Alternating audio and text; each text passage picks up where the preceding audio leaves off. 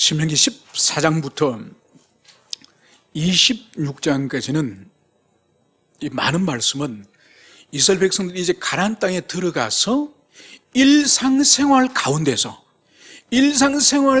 어떻게 거룩하신 여호와 하나님의 백성으로서 구별된 삶을 살 것인지, 그래서 이 세상에 있는 이방인들과 다른 구별된 삶의 규범을 이 14장부터 26장까지 방대한 말씀을 하나님 주십니다.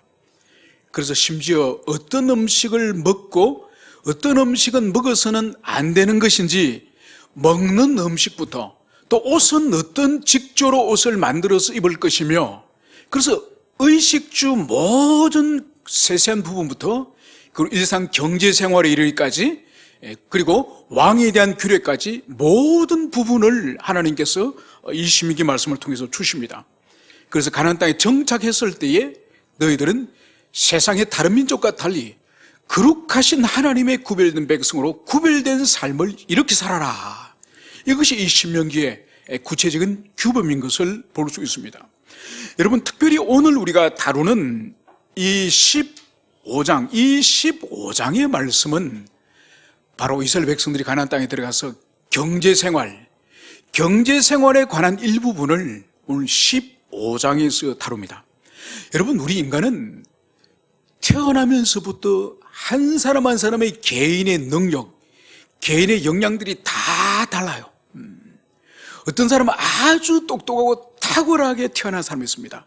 머리도 비상할 뿐만 아니라 인격도 아주 사교성이 뛰어나고 수완이 뛰어난 그런 모든 좋은 것을 다 탑재한 그런 인간이 있습니다. 그런데 어떤 사람은 머리도 뛰어나지 못하고 관계성도 뛰어나지 못하고 항상 열등의식을 가지고 있는 그런 사람은 또한 있습니다. 여러분, 개인적인 이 능력의 차이뿐만 아니라 인생은 또 기회의 차이가 있습니다. 여러분, 어떤 사람은 좋은 부모 안에서 태어나서 능력이 좀 부족하게 태어났는데도 어릴 때부터 좋은 부모를 통해서, 능력 있는 부모를 통해서 아주 좋은 훈련과 교육을 받습니다. 그래서 일찍부터 조기 유학도 가고 아주 대학 교수급의 그 개인 교사를 붙여가지고 엄청난 트레이닝을 받아가지고 평범한 인간을 나중에 아버지 능력으로 비범한 인간이 되기도 합니다. 그런데 어떤 사람은 가정이 가난하고 부모가 능력이 없어 탁월하게 태어나더라도 어릴 때부터 신문팔이를 하고 생업전선에 뛰어들어서 이 기량을 발전시킬 기회조차 없어. 여러분, 그래서 타고난 능력이 다르고 또 그 사람에게 주어진 기회가 다르기 때문에 이 세상은 절대로 평등할 수 없습니다. 다 자동적인, 이것이 하나님께서 이 세상을 섭리하시고 경륜하신 방식이에요. 그래서 이것을 일률적으로 똑같은 평등한 인간과 평등한 세상을 만들려고 하는 자체가 하나님의 창조 질서를 거부하는 거예요. 그래서 오늘 하나님께서는 이 전제가 모든 사람의 능력이 다르고 기회가 달라서 가나안 땅에 들어가서도 이 삶의 수준, 경제적 수준들이 다 다르지만은 그 가난한 자와 부유한 자가 함께 공존하는 이 세상 가운데서 어떻게 살 것인가, 그 원리를 오늘 이 15장에서 일부분을 주시는 것을 볼 수 있습니다. 오늘 이제 본문으로 들어가도록 하겠습니다. 1절, 매 7년 끝에는 면제하라. 여러분, 매 7년이 되면은 면제하라. 여러분, 이 면제하라 이 뜻이 바로 뭔가니까 부채를 탕감해줘라, 이런 의미예요. 여러분, 여기서 매 7년, 여러분 7이라고 하는 것은 이것은 성경이 아주 특별한 숫자 않습니까? 그래서 가장 가까이는 7일째 되는 날이 무슨 날이죠? 하나님이 6일 동안 만물을 지으시고 7일째 하나님이 안식하셨죠. 그래서 하나님께서 안식하심으로 모든 하나님 백성들에게 너희들도 안식하라, 하나님이 명령하셨죠. 그래서 이 안식에 대한 명령은 이 모세 오경에 두 군데에서 등장합니다.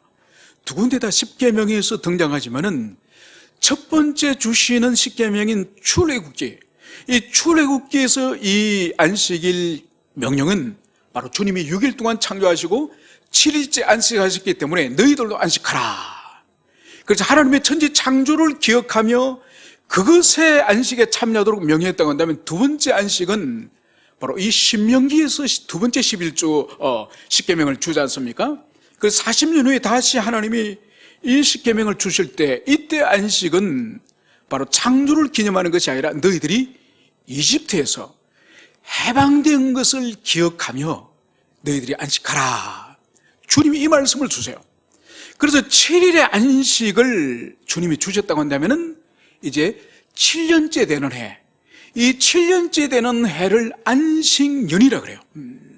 그래서 레위기 25장에 가면은 하나님이 이 안식년은 이스라엘 백성들에게도 모두 그 해는 농사를 짓지 않고 모든 이 노동을 한 해를 쉬지 않습니까?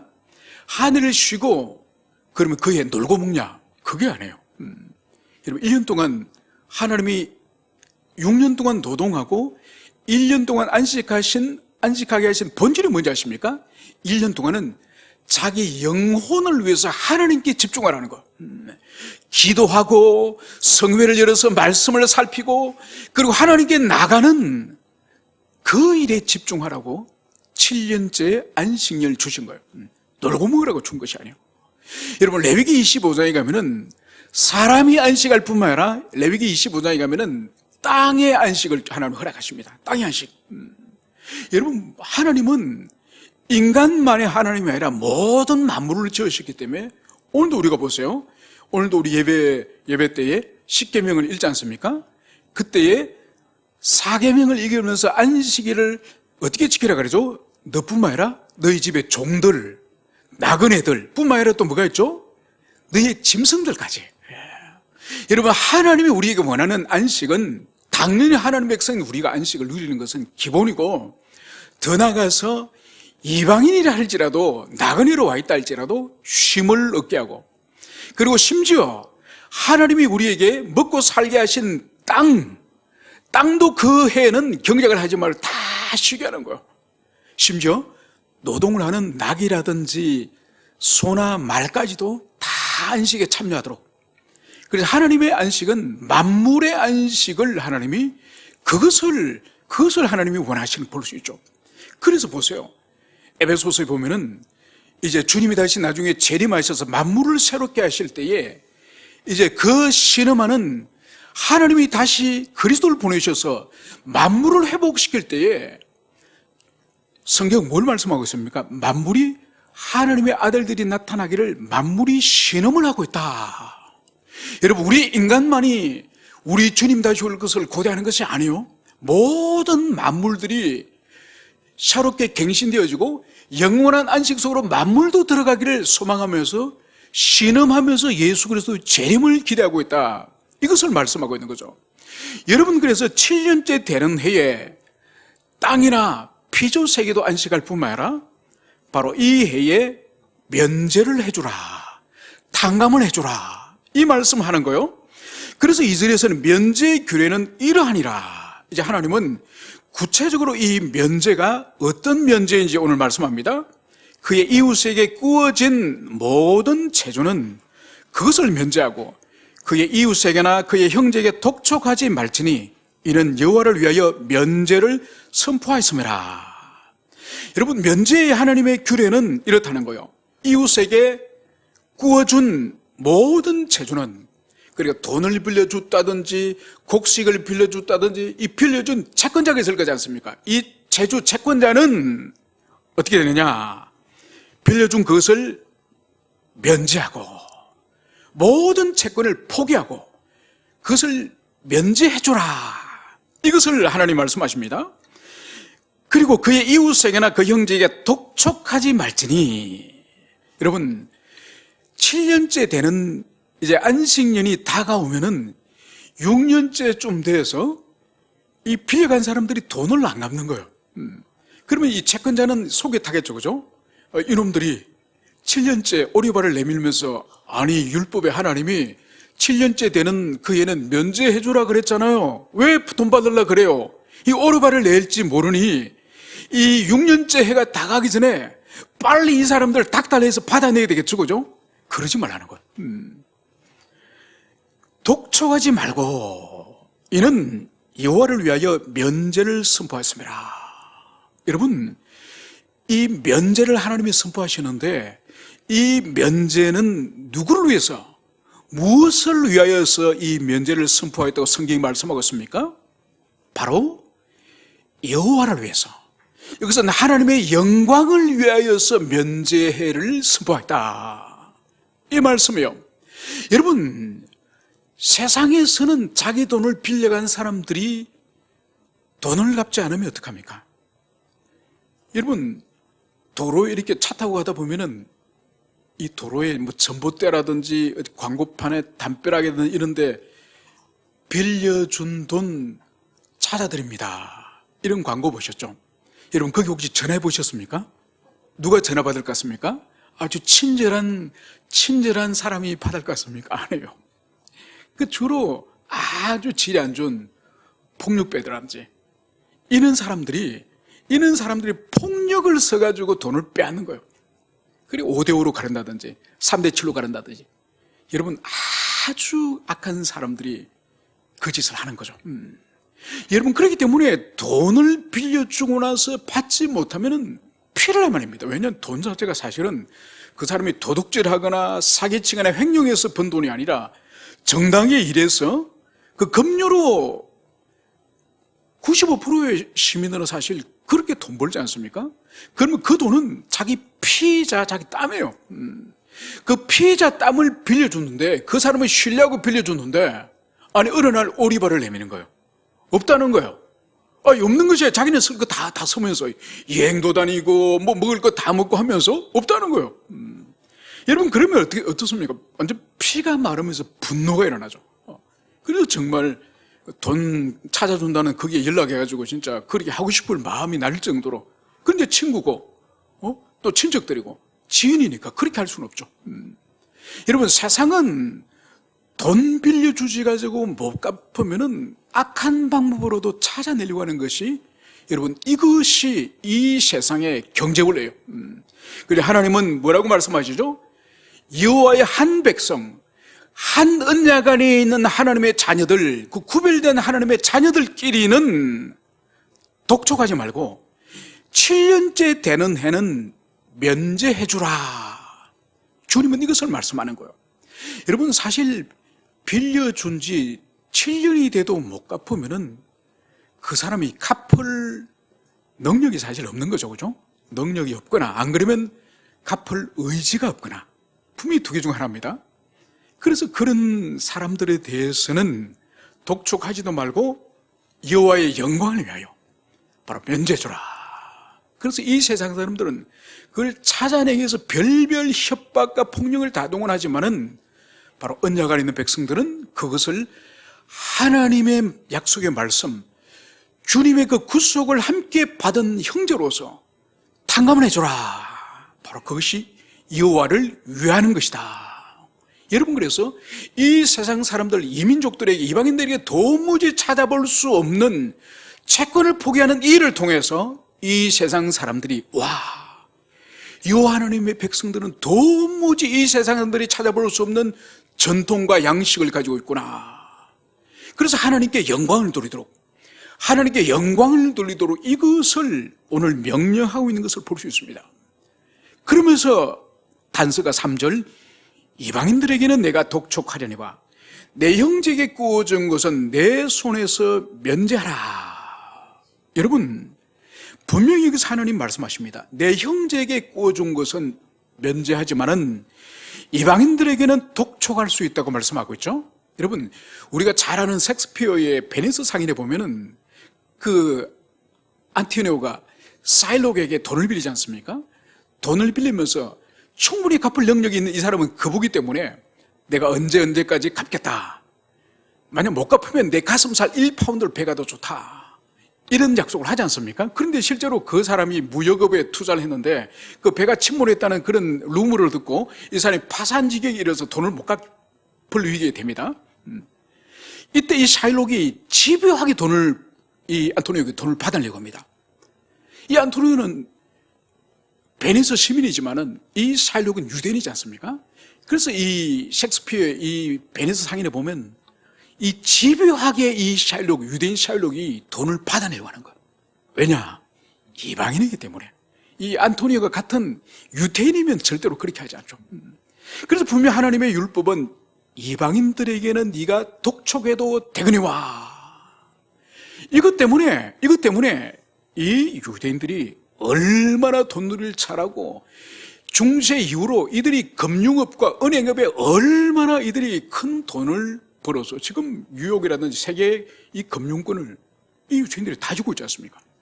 바로 이들이 동족들에게는 그렇게 하지 않지만은 이방인들이 철저하게 돈놀이를 하기 때문에 이들이 엄청난 그런 부를 질 수 있던 거죠. 그 근거 중에 하나가 바로 이 말씀이에요. 그래서 오늘 하나님께서는 4, 5절에 이렇게 말씀하십니다. 네가 만일 네 하나님 여호와의 말씀을 듣고 네가 오늘 내게 내리는 그 명령을 다 지켜 행하면 내 하나님 여호와께서 내게 기업으로 주신 땅에서 반드시 복을 받으리니 너희 중에 가난한 자가 없으리라. 여러분, 채권을 포기하는 일은 이거는 자신에게 막대한 손실을 입는 일이에요. 만약 여러분들이 물질적으로 여유가 좀 있어가지고 이 저인들에게 5천만 원, 3천만 원, 2천만 원, 1억 이렇게 빌려줬다. 7년째 되는 해 포기하라. 여러분, 포기하는 게 쉽겠습니까? 여러분, 그 채권이 소멸됨으로 말미암아 포기함으로 말미암아서 어쩌면 이 사업하는 사람이나 가정경제가 완전히 무너질 수도 있는 거예요. 무너질 수도 있지만 오늘 하나님 말씀이 바로 뭔가요? 이호하는 말씀만 듣고 네가 오늘 내게 내리는 그 명령을 다 지켜 행하면, 그러니까 채권 포기를 통해서 손실을 입는다 할지라도 당장 손해를 본다 할지라도 그 순종을 하면 오늘 하나님의 약속이 바로 뭔가요? 내 하나님 여호와께서 내게 기업으로 주신 땅에서 네가 반드시 복을 받으리니 너희 중에 가난한 자가 없으리라. 여러분, 빌려준 그 사람이 안 갚을 수 있습니다. 그 사람이 돌려주지 않을 수 있습니다. 그런데 오늘 하나님이 어떻게 하신다고요? 하나님이 직접적으로 신적 축복, 신적 은총을 그 사람에 직접적으로 베풀어 주시겠다. 주님은 이것을 말씀하는 거예요. 여러분, 이것은 믿음이 없는 사람은 절대로 이 말씀을 신뢰할 수 없어요. 하나님을 신뢰하고 하나님을 의존하고 주님을 의지할 수 있는 사람만이 채권자로서 권리를 포기하고 그리고 하나님이 직접적으로 복 주심을 신뢰하고 믿을 수 있는 것이에요. 여러분, 그래서 보십시오. 그래서 반드시 복을 주시고 너희 중에 가난한 자가 없으리라. 여러분, 하나님이 이 말씀을 주시는 이유는 바로 그 공동체 안에 부채를 빚을 갚을 능력조차도 없는 그런 형제 자매들이 있을 수 있다는 거죠. 바로 그들 향해서는 마치 착취하듯이 억지로 받아내려고 하지 말고 그들 불쌍히 여기는 마음으로 그들에게 면제를 해주라. 그러면 내가 너희에게 복을 주겠다. 주님이 이 말씀을 주님이 하시는 거죠. 여러분, 이 말씀과 관련해서 일찍이 잠언에서는 하나님이 이렇게 약속을 하십니다. 잠언 19장 17절에서는 가난한 자를 불쌍히 여기는 것은 여호와께 구워드리는 것이니 그의 선행을 그에게 갚아주시리라. 여러분, 연약한 자, 가난한 자, 갚을 능력이 없는 사람, 그 사람들에게 빌려주고 돌려받지 못하여서 그 사람을 자비롭게 대하는 것은 바로 하나님에게 빌려준 것이라고 성경은 말씀하는 거죠.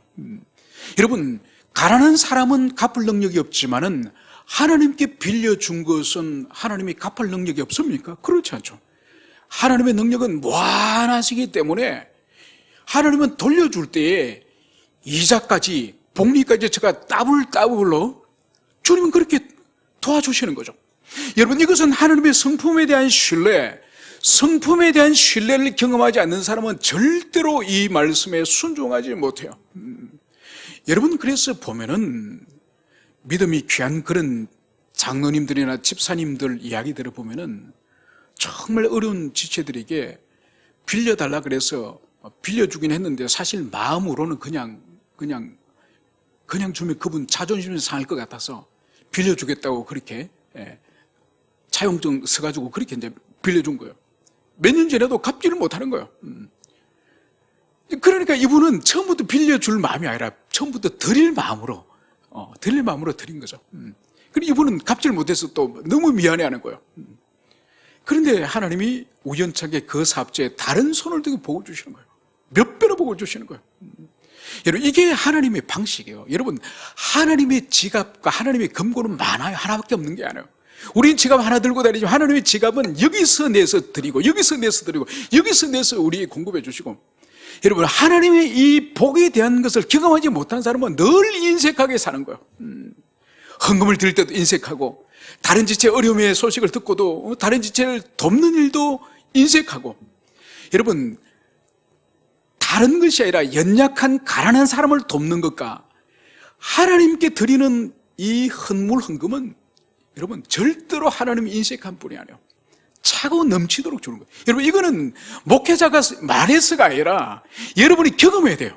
여러분이 경험해야 하나님은 절대로 인색하신 분이 아니라 후히 갚아주시는 분이다. 오늘 잠언에서 이것을 말씀하고 있죠. 여러분, 그리고 야고보서 1장 27절에서도 하나님은 이렇게 말씀하십니다. 하나님 아버지 앞에 정결하고 더러움이 없는 경건은 곧 고아와 가부를 그 환난 중에 돌보고 또 자기를 지켜 세속에 물들지 아니하는 그것이라. 여러분, 하나님 앞에 정결하고 더러움이 없는 경건은, 이 더러움이 없는 경건은 금식을 30일 해야 된다든지 그런 것이 아니라, 오늘 이 정결한 경건이 뭐라 그러죠? 고아와 과부를 환난 중에 돌아보고. 여러분, 연약하고 가난한 우리 주변에 있는 이웃들, 이분들을 자기 물질을 흘러서 그 사람들을 돕는, 이것이 참된 경건이다. 여러분, 이것을 성경은 말씀을 하고 있습니다. 여러분, 하나님을 그 사람이 얼마나 사랑하는지는 사실은 다른 사람이 잘 몰라요. 또 이것은 속기가 쉽습니다. 그래서 막 열렬하게 막 교회 활동을 하고 뜨겁게 찬송을 하고 큰 소리 기도하면은 하나님을 대부분 많이 사랑한다고 생각하지만 그렇지는 않습니다. 사람은 중심을 모르기 때문에 하나님을 사랑하는 것은 중심에 있는 거지 밖으로 드러나는 외모가 아니에요. 그런데 하나님의 사랑은, 우리가 오늘도 십계명을 함께 읽었지만은 하나님의 사랑은 예수님께 분명히 말씀하시죠.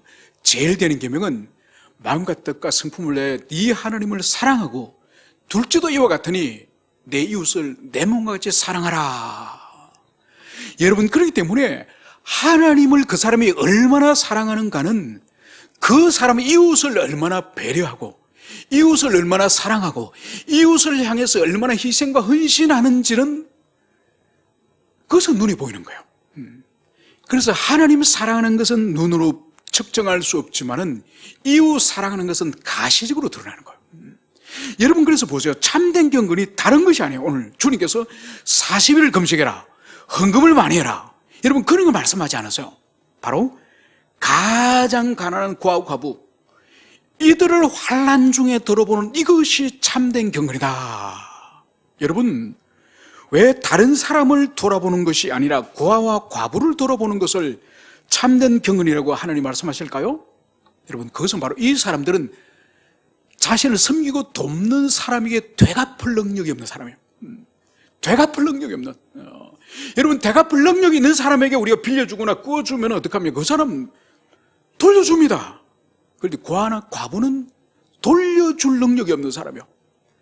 바로 이런 사람을 섬기는 그것이 진정한 참된 경건이다.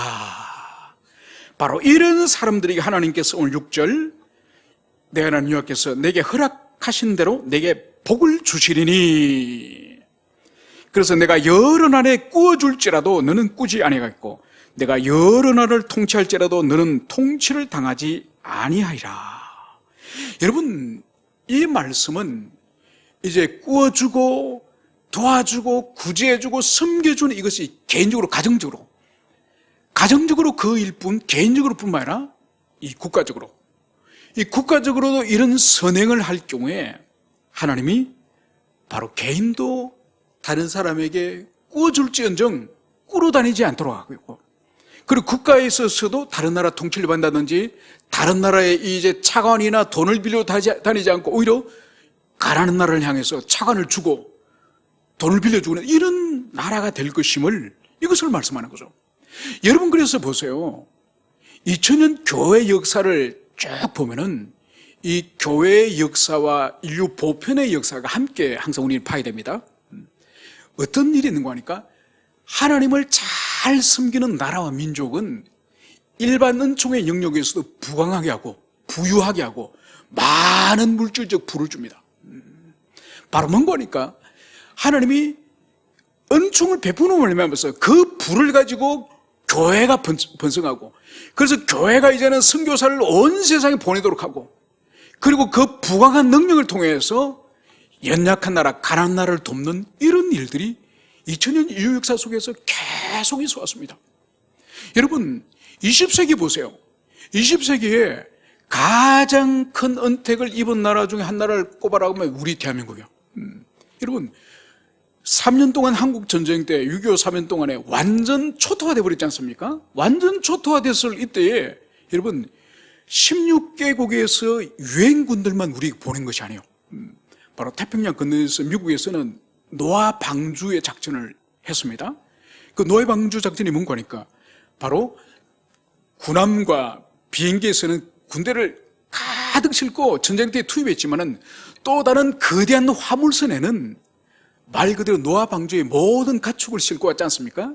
그것처럼 미국에 있는 모든 가축들을 젖소며 돼지며 양이며 심지어 계란까지, 닭과 계란까지, 이 한국 전쟁이 끝나고 나서 이 한국이 대한민국이 어떻게 재건돼야 될 것인가, 특별히 농업을 재건하기 위해서 미국에 있는 모든 이 농산물을 이 동물들과 이것을 배에 다 싣고 이걸 전국에 있는 농촌에 다 젖소며 닭이며 소며 계란이며 이것을 다 분배했습니다.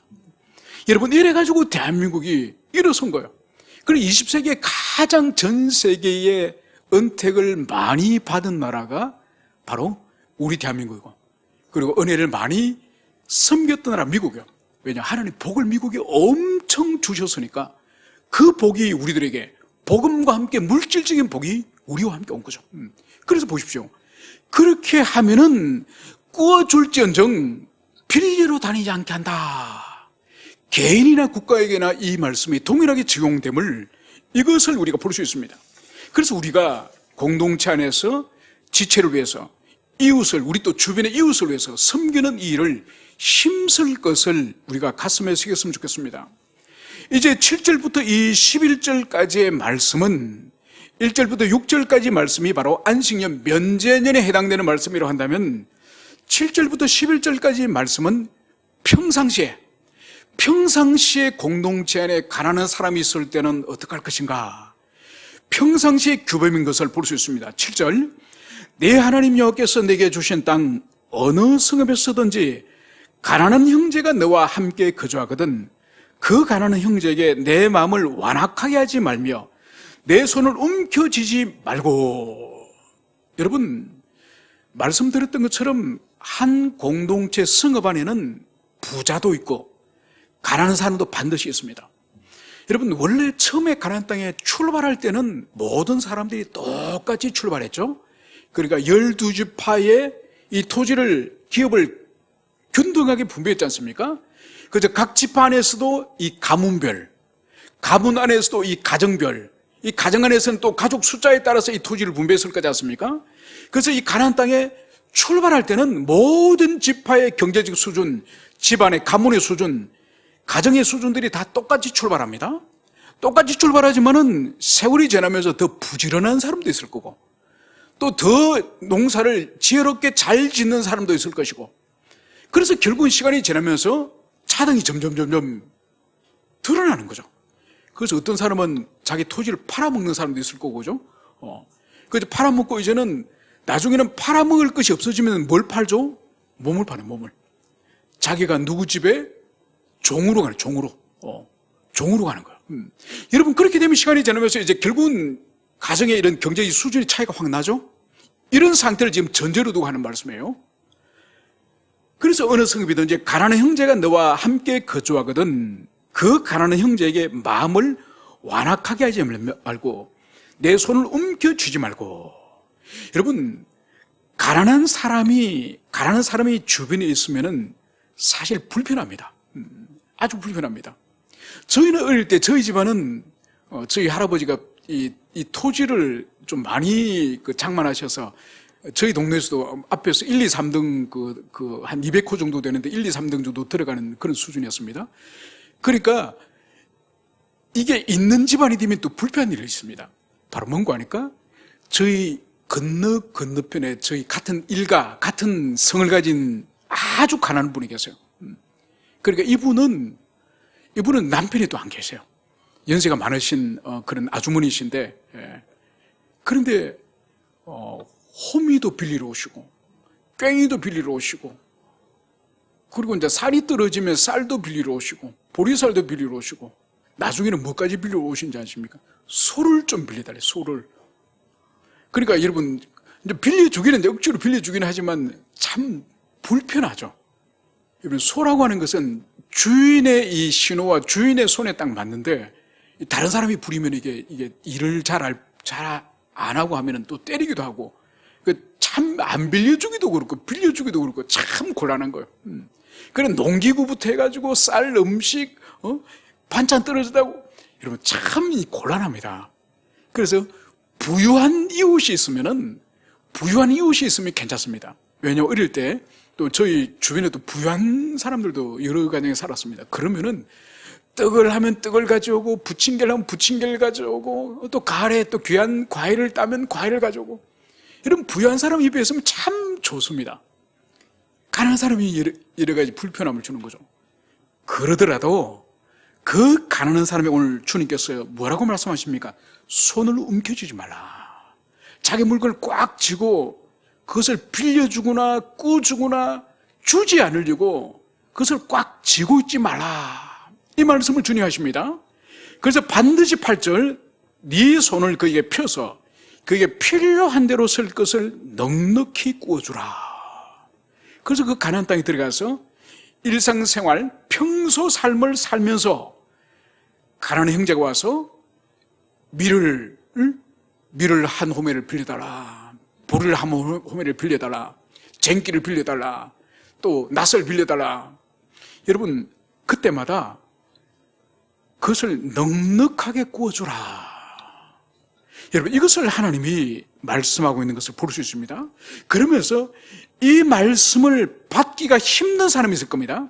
바로 그 사람을 위해서 9절은 이렇게 말씀하시는 거예요. 삼가, 너는 마음에 악한 생각을 품지 말라. 곧 이러기를, 일곱째 해 면제년이 가까이 왔다 하고 내 궁핍한 형제를 악한 눈으로 바라보며 아무것도 주지 아니하면 그가 너를 여호와께 호소하리니 그것이 너에게 죄가 되리라.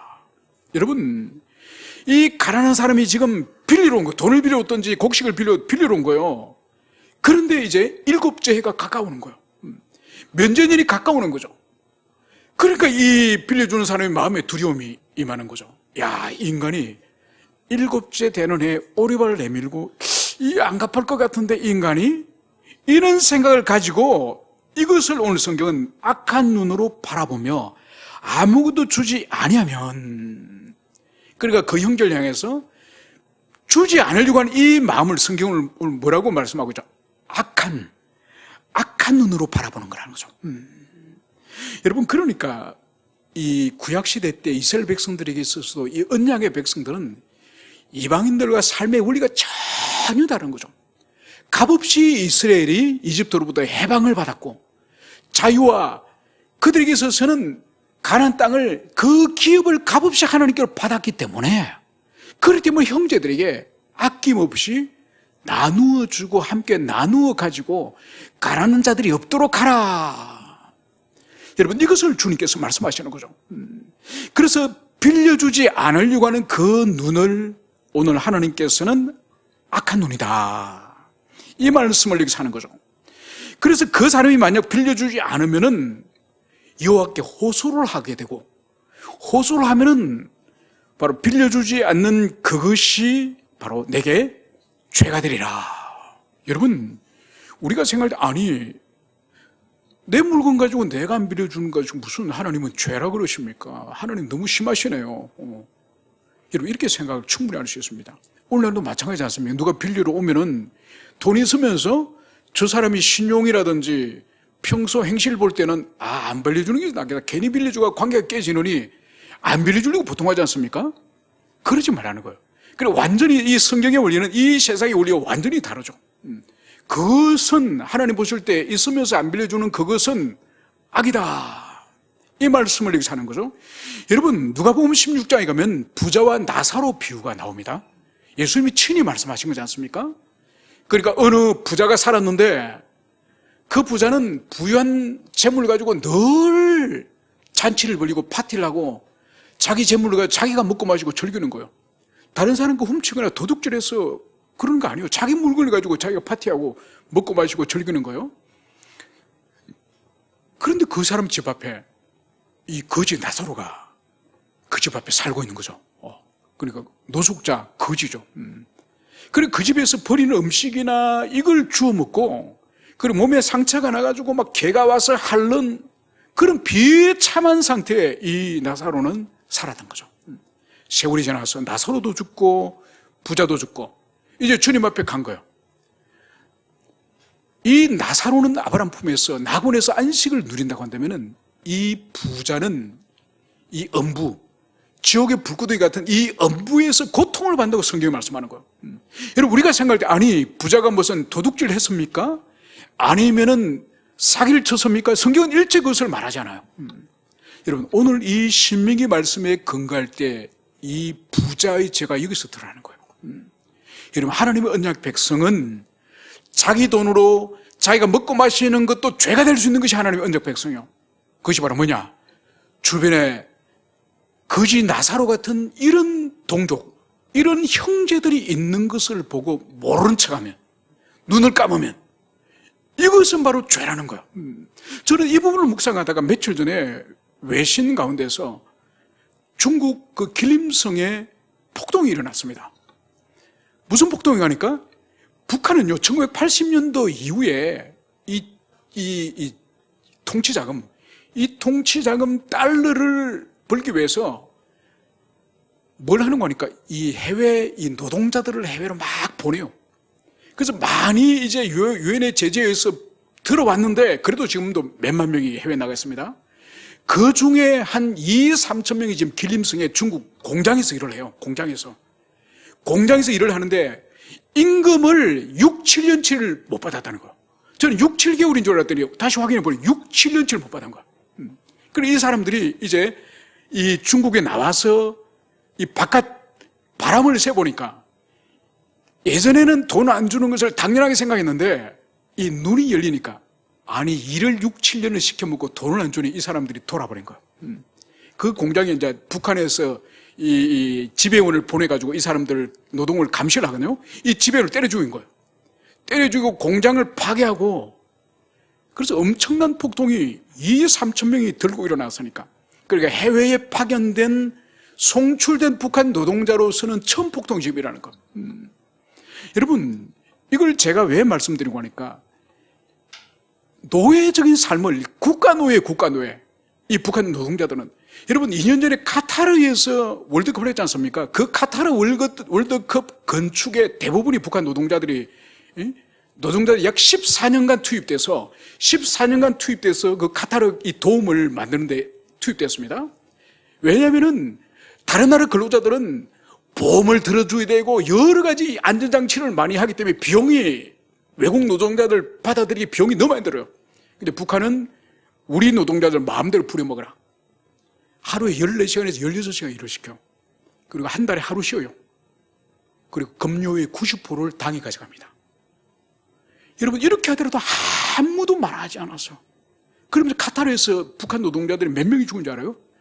14년 동안 일하면서 4천 명이 안전사고로 죽었어요. 여러분, 한국이나 대한민국이나 여러분 우리가 같은 동포라고 생각한다면 우리는 입을 닫아서나 침묵을 해서는 안 됩니다. 바로 오늘 이 말씀, 이 가난한 자가, 이 가장 열악한 자가 이렇게 있는 것을 대한민국이 입을 닫았고, 특별히 이 노동자들이지 않습니까? 해외 송출 노동자들이지 않습니까? 그러면 한국에서는 이 부분을 가장 크게 외쳐야 될 사람이 누구죠? 민주노총. 민주노총이 같은 동포의 해외 노동자들이 국가 노예가 돼가지고 저렇게 비참하게 카타르에서 4,000명이 죽고, 그리고 길림성에서 6, 7년치 월급을 주지 않아서 폭동을 일으키고, 여러분 대한민국이 들고 일어나야 되고, 민주노총이 제일 먼저 깃발을 들고 우리 동포 노동자들에게 자유와 해방을 주시고, 그리고 그들에게 정당한 급료를 지급해라, 이것을 외쳐야 정상이에요. 여러분, 그래서 보세요. 오늘 이 가난한, 이 가장 열악한 형제들에게 돈을 안 빌려주겠다, 이들의 열악한 상황을 모른 척 하겠다, 거지 나다가 죽든지 말든지 나는 모른다, 내 돈으로 내가 먹고 살겠다. 여러분, 하나님 보실 때 이 모든 것이 악이요 죄가 될 것이다, 이 말씀을 오늘 여기서 하고 있습니다. 그래서 이제 말씀을 정리하고자 합니다. 그래서 내 하나님 여호와께서 내가 하는 모든 일에, 이것을 순종할 때 모든 일에, 그리고 내 손에 닿는 모든 일에 내게 복을 주시리라. 여러분, 연약한 사람들, 가난한 사람들, 열악한 사람들, 이런 사람들을 챙기고 이런 사람들이 사람답게 살 수 있도록 대우해 주는 이것이 바로 하나님의 복을 받는 비결이에요. 여러분, 그래서 특히 교회와 그리스도인들은 이 지상에서 지금 인류 역사 속에서 지금 이 전 세계 250개 국가 중에서 가장 노예적인 삶을 사는 나라가 북한이에요. 북한. 내 형제예요. 지금 우리는 세계 10위 경제권 안에 들어가는 그런 나라고, 북한은 저기 200위 떨어진 나라예요. 침묵하면 계속 북한의 인권과 북한의 경제 상황과 북한에 대해서 외쳐서 국제사회가 북한에 압력을 넣어가지고 북한 2,500만 주민들이 해방을 맞아서 그들이 인간다운 삶을 살 수 있도록, 특히 한국에서는 한국 교회가 깃발을 들어야 되고 우리 한국 국민들이 계속 외쳐야 바로 하나님이 기뻐하신다는 것, 이것을 여러분들이 가슴에 새기시길 바랍니다. 그래서 마지막 11절에서는 이렇게 말씀하시는 거죠. 땅에는 언제든지 가난한 자가 그치지 아니하겠으므로 내가 내게 명령하여 이르노니 너는 반드시 내 땅 안에 내 형제 중 곤란한 자와 궁핍한 자에게 손을 펼치리라. 여러분, 땅에는 언제든지 가난한 자가 그치지 아니하겠다. 여러분, 이것은 구약의 여호와하나님 말씀하셨지만은 신약에서는 예수님이 이 신명기 말씀을 그대로 인용하십니다. 마태복음 26장과 요한복음 12장에서 옥합을 깨뜨려서 예수님 발에 붙는 여인 기억하지 않습니까? 그때 제자들이 아니 저거 300데나리온짜리 오늘날로 치면은 한 병 3천만 원짜리를 깨뜨려가지고 예수님 발을 씻겼으니 제자들이 다 충격을 받는 거죠. 아니 저거 팔아가지고 가난한 사람들 고루고루 나눠주면 얼마나 좋겠나. 그때 예수님이 뭐라 말씀하셨죠? 바로 이 말씀하신 거예요. 땅에는 언제든지 가난한 자가 그치지 아니하겠으나 인자는 너희와 영원히 있지 않다. 그러면서 저 여인은 나의 죽음을, 나의 장례를 예비하였다. 그래서 세상 끝날까지 교회가 있는 곳마다 저 여인을 기억할 것이다. 주님 그 말씀하지 않으셨습니까? 여러분, 그렇기 때문에 이 세상은 끝날 때까지 평등한 세상 없습니다, 여러분. 여러분, 인위적으로 평등하게 만들려고 하면 안 되는 거예요. 그것이 바로 공산주의죠. 그래서 있는 사람 것을 빼앗아서 나누겠다고 말했죠. 여러분, 그 사람들 안 그랬습니다. 여러분, 지구상에서 가장 이 부의 불균형이 일어난 나라가 어딘지 알아요? 북한과 중국이에요. 여러분, 얼마 전에 이 평양에 대한 이 가옥에 대해서 리서치를 해보니까 평양에는 개인 집에 수영장이 있는 가정들이 있더라고요. 수영장이 다 있어. 그 정도로 최고급 간부들에게는 수영장이 있는 집까지 다 제공합니다. 그렇지만은 변방에 가면은 지금도 굶주중산이고 영양실조가 허다합니다. 여러분, 중국도 마찬가지예요. 중국도 시골에서 북경이나 상해로 와가지고 얼마나 가난하게 그들이 그 농민국이라고 불리는 그 사람들이 중국의 경제를 떠받들고 있지 않습니까? 여러분, 그렇지만은 중국 상무위원들, 그 상무위원 최고 권력자들, 그 사람들은 해외 은닉 재산이 여러분 조 단위요, 조 단위. 그것도 수십조, 수백조예요. 얼마나 격차 커요.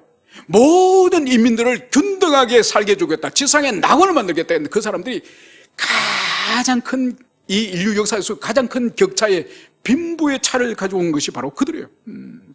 여러분, 그래서 인류 역사 속에 교회가 가는 곳에서는, 교회가 있는 곳에서는 항상 뭘 했죠?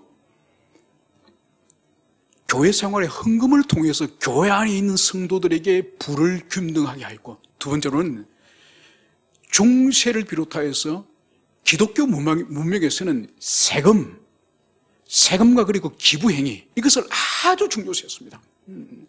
그래서 서구는 오늘날도 보세요. 이 기부를 얼마나 중요시하고 세금을 얼마나 중요시합니까? 여러분, 이 세금은 뭔가 공동체를 먹여 살리고 공동체를 세우고 공동체에 가난한 자를 없게 하는 것이 이 세금과 기부를 통해서 합니다.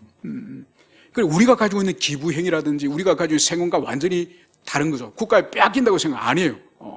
여러분, 선진국으로 갈수록 이 세금 내는 것을 자랑스럽게 여기고 세금을 당당하게 국가에서 요구하고, 또 국민들은 자기 세금의 절반, 북유럽 같은 경우는 절반의 소득을 아예 세금을 기꺼이 내지 않습니까? 여러분, 그렇기 때문에 땅에는 언제든지 가난한 사람이 있는 거예요. 그래서 교회 안에서는 교회 안에서도 섬기고, 국가와 이 정부에서 또한 세금을 통해서 또 기부행위를 통해서 이것을 함께 나눔을 통해서 가난한 자가 없게 하는, 이것이 성경적 원리지, 칼의 권세로 빼앗아서 나눠준다고 말하고 실제로 나눠주지 않고 자기들이 다 가지는, 이것은 결코 성경의 원리가 아닌 것을, 이것을 여러분들이 가슴 깊이 새기시길 축원합니다. 함께 기도합시다.